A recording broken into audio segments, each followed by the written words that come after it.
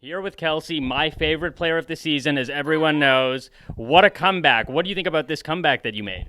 I think that I'm really proud of myself. I think it was a really good comeback, and I think that I was even proud just getting back into this house. You know, everybody, it was because of the relationships that I made and because of the people in the house. They brought me back in, and they even said to each other, you know, if Kelsey comes back in, she's probably going to make it really far. And still, unanimously, they brought me back into the house. And yeah, now I'm here. So You don't strike me as somebody that sits there and watches the live feeds to prepare. So how much preparation? no. Yeah, and is preparation a good thing? Because I almost feel like maybe if you're not prepared, you're better suited for the game.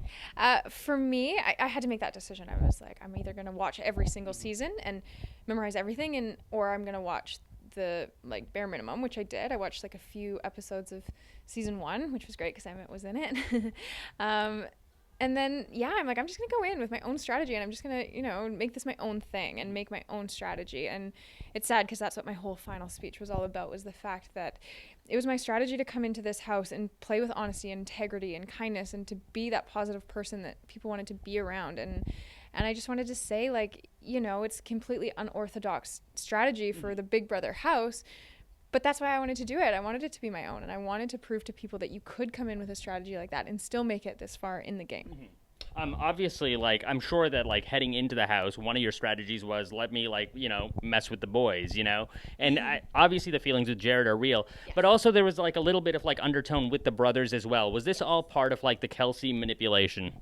It honestly, I feel like people aren't going to believe me, but it wasn't manipulation. It wasn't it was just me being me, and I am just a flirty 25-year-old single girl, and it just happened, and it happened to work out in my favor because look what happened, and it's great. But no, I didn't come into this house ever saying that I want to manipulate any boys or mess with anyone's hearts to get where I need to be. I just created real relationships with people, and it worked.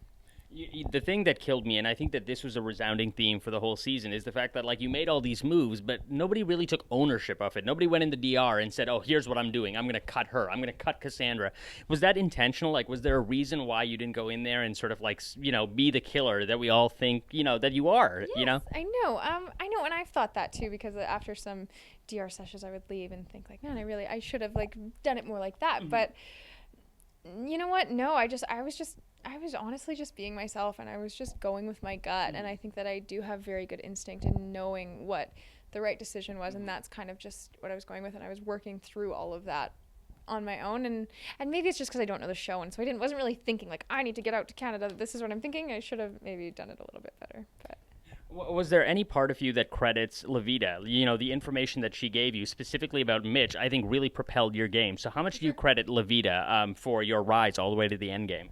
For sure. I give LaVida a ton of credit, and I'm so thankful for the time that we got to spend in that room together, not just to squash all that personal stuff, but to move forward in the game. And yes, of course, the stuff with Mitch was very big information, and we came up with a really great plan for all of us. And yes, I give LaVida a lot of credit, but I also do feel like I changed my own game, and I tried to kind of do LaVida's thing. I tried to come back into the house and work with Maddie, because that's something that a gamer would do, and that blew up in my face.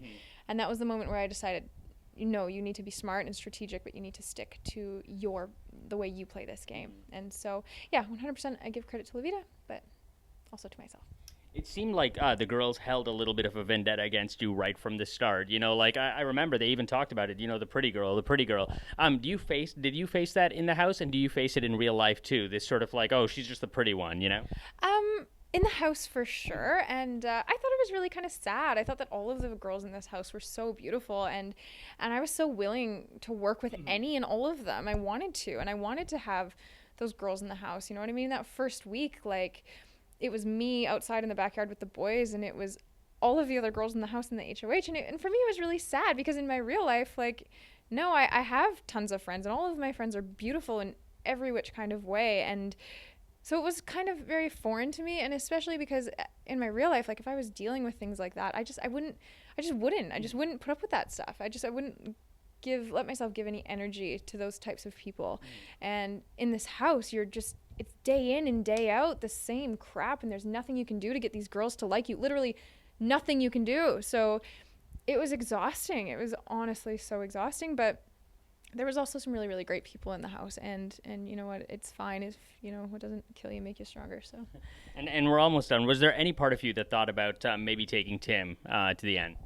No, there honestly wasn't. I think that the brothers and I had been working really closely together to get to that point, and I always knew I was going to take them, and it had nothing to do with the fact that Tim was an international. I loved the fact that we had internationals in this house. I thought it was great. I thought it was cool, but I thought that he played a really, really good game, and he had a lot of people behind him in jury. You know, he had Joel, he had Cassandra, he had Nikki. Those are 3 solid votes right there, and I think that he very easily could have won, and I thought I was going to beat the brothers, to be honest. So yeah. Are you surprised you didn't? A little bit, but at the same time, no. I feel like I didn't get a lot of credit for my game that I should have, and the brothers, you know, they won the comps and they were the wild card, and so it does make sense, and I'm very, very proud of them, and I wouldn't have changed anything. I'm so happy for them. But All right, I'm going to present you with a hypothetical to end this interview. Are you ready? yeah. Okay. What is more likely? Okay. A Jared and Kelsey wedding within the next 3 months, or Maddie and Kelsey becoming best friends in the next 3 months? Oh my God. Honestly, I'm like have huge commitment issues, so it would probably be Maddie. Wow, not the answer I was expecting. Amazing. Kelsey, thank you so much. Thank you.